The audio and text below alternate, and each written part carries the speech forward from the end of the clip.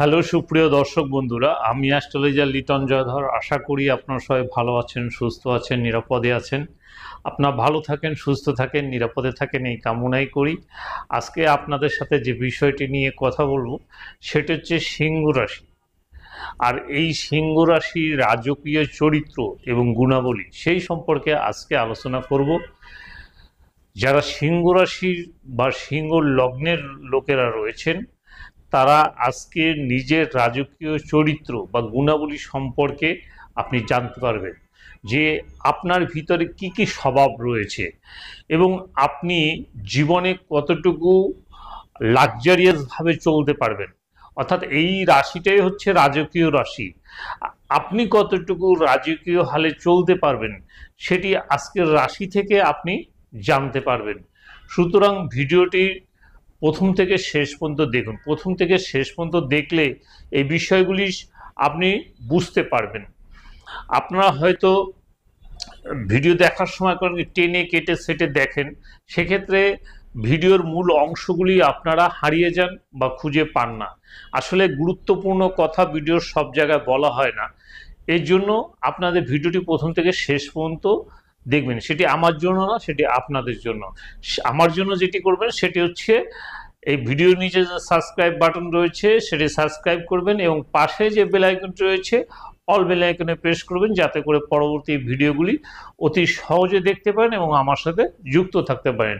তো কথা না বাড়িয়ে চলুন আমরা হোয়াইট বোর্ডে যাই, সেখান থেকে আজকের যে মূল আলোচ্য বিষয় সেটি আমরা দেখি। তো আমাদের যে রাশিচক্র রয়েছে সেই রাশিচক্রে এটি হচ্ছে ইস্ট ইন্ডিয়ান, নর্থ ইন্ডিয়ান আছে, সাউথ ইন্ডিয়ান আছে, কিন্তু এটা হলো ইস্ট ইন্ডিয়ান প্যাটার্ন। আর এখানে রয়েছে 12টি রাশি, অর্থাৎ এই 12টি রাশির উপরেই সমস্ত বিচার বিশ্লেষণ করা হয়ে থাকে। তো রাশি, প্রথম রাশি হচ্ছে মেষ রাশি, তারপরে হচ্ছে বৃষ রাশি, মিথুন রাশি, তারপর হচ্ছে আপনার কর্কট রাশি, সিংহ রাশি, কন্যা রাশি, তুলা রাশি, তারপর হচ্ছে আপনার বৃশ্চিক রাশি, ধনু রাশি, মকর রাশি, কুম্ভ রাশি এবং মীন রাশি। এই হচ্ছে আমাদের মোট 12টি রাশি।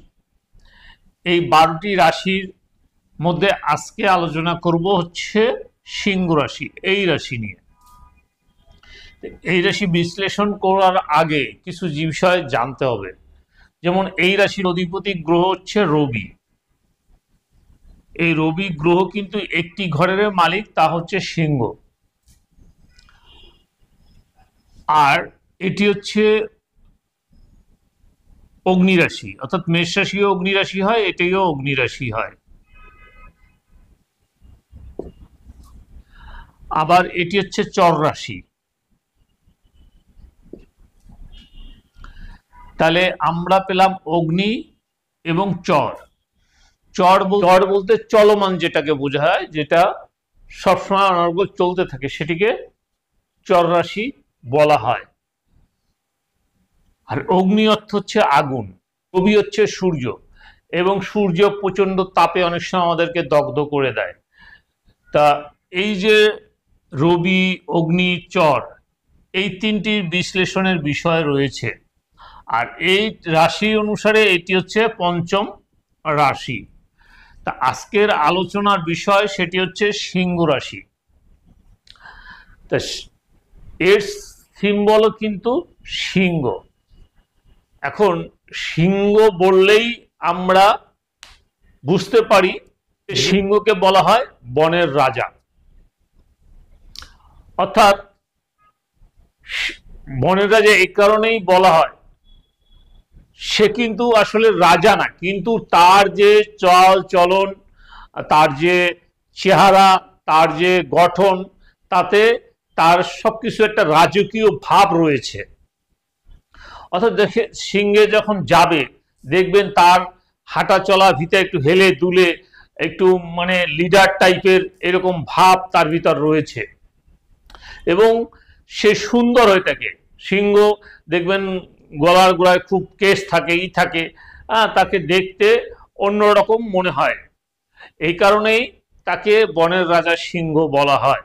এখন যে সিংহ রাশির ব্যক্তি, তার ভিতর কিন্তু একটি আলাদা পাওয়ার থাকবে। যেমন সিংহের ভিতর একটি আলাদা পাওয়ার রয়েছে, তার ভিতর একটি আলাদা শক্তি রয়েছে, এবং তার যে চলাফেরা, তার যে আচার ব্যবহার বা তার যে বাচনভঙ্গি, তাতে মনে হবে সে খুব রাজকীয়ভাবে সে জীবনযাপন করে, বা তার ভিতরে অনেক গাম্ভীর্যপূর্ণ মনোভাব রয়েছে, লিডারশিপ মনোভাব রয়েছে।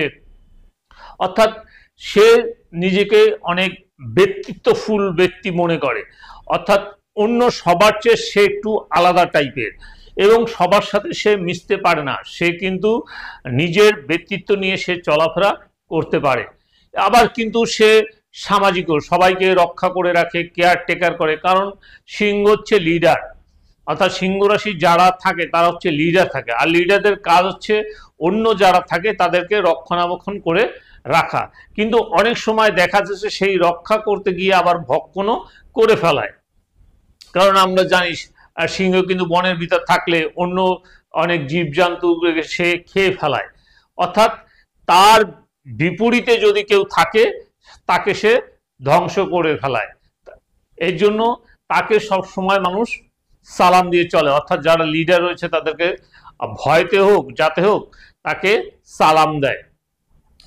তো এ হচ্ছে সিংহ রাশির বেসিক কিছু চরিত্র।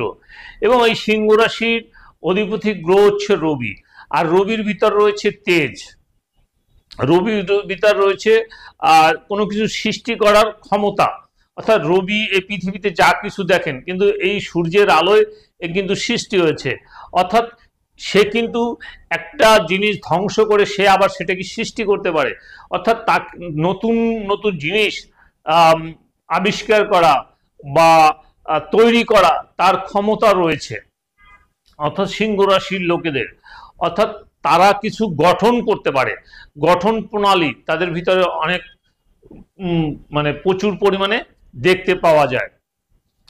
সিংহ রাশির কেরিয়ার, অর্থাৎ তারা তাদের কেরিয়ার গড়তে তারা পছন্দ করে, তারা বিলাসিতা জীবনযাপন করতে পছন্দ করে, তারা দেখাচ্ছে একটু কামুক টাইপের হতে পারে, তাদের ভিতর কিছু কামনা বাসনা এগুলি দেখতে পাওয়া যায়। অর্থাৎ সিংহ রাশি বলতে গেলে মানে সর্বদিক দিয়ে একটি পাওয়ারফুল রাশি এবং রাজকীয় রাশি। এদের ব্যক্তিত্ব দেখলে পরেই আপনি চিনতে পারবেন যে এ সিংহ রাশি। অর্থাৎ এরা লম্বা চওড়া হয়, সুঠাম দেহের হয়, মানে চেহারা খুবই সুন্দর হয়, কারণ তার ভিতরে একটি তেজ থাকে। রবি যেহেতু এই ঘরের অধিপতি, তার ভিতরে একটা তেজ থাকে, মুখমণ্ডলে তার সেই আভাটা ভেসে ওঠে। এই জন্য সিংহ রাশির লোকেরা সব রাশির চেয়ে একটু ব্যতিক্রম হয়ে থাকে। আমরা যতই বলি না কেন কিন্তু এই সিংহ রাশি যে রাশিরা রয়েছে এদের কাছে আমাদের অনেক কিছু শেখার আছে, জানার আছে এবং বোঝার আছে। অর্থাৎ সিংহ রাশির কাছে কিন্তু সবাই, রাশির লোকের কাছে কিন্তু সবাই যায় এবং যে তার কাছে কিন্তু পরামর্শ নেয় যে আমার এই সমস্যা রয়েছে, এই সমস্যা রয়েছে, আমি এটা কি করব। এই পরামর্শ পর্যন্ত সিংহ রাশির লোকেদের কাছে মানুষে নিয়ে থাকে। এর ভিতর কিন্তু তেজ রয়েছে, কারণ অগ্নি, আর এই তেজটা কিন্তু দুই ধরনের। অর্থাৎ অগ্নির তেজটা হচ্ছে কিন্তু মানে গরম, মানে রাগে পুষ্পিত, আর এর তেজ হচ্ছে আলোকিত করা। এই সিংহ রাশির যে অগ্নি সেটি হচ্ছে আলোকিত করা, অর্থাৎ সূর্যের যে কাজটা অন্ধকারকে দূরীভূত করা, ঠিক এই যে এই রাশির যে চরিত্র এর হচ্ছে আলোকিত করা। অর্থাৎ তার পরিচিতি বিশ্বব্যাপী পরিচিতি লাভ করে বা সমাজে পরিচিত করে, দেশব্যাপী তার পরিচিতি লাভ করে যদি সিংহ রাশি হয়ে থাকে। আর সিংহ রাশির লোকেরা ছাড়া কেউ কিন্তু আপনার রাজনীতিবিদ হতে পারে না, একটা বড় লিডার হতে পারে না। হতে গেলে অবশ্যই তার রবি গ্রহটি ভালো লাগবে। যে কারণে আমি সবসময় আমার ভিডিওতে বলি, রবি গ্রহ যদি ঠিক থাকে আপনার আর কোনো টেনশন নাই। আপনার জীবনে যত বাধা আসুক, যত সমস্যা আসুক, যা কিছু আসুক, আপনি সেটি ওভারকাম করতে পারবেন যদি একমাত্র রবি গ্রহটি আপনার ভালো থাকে।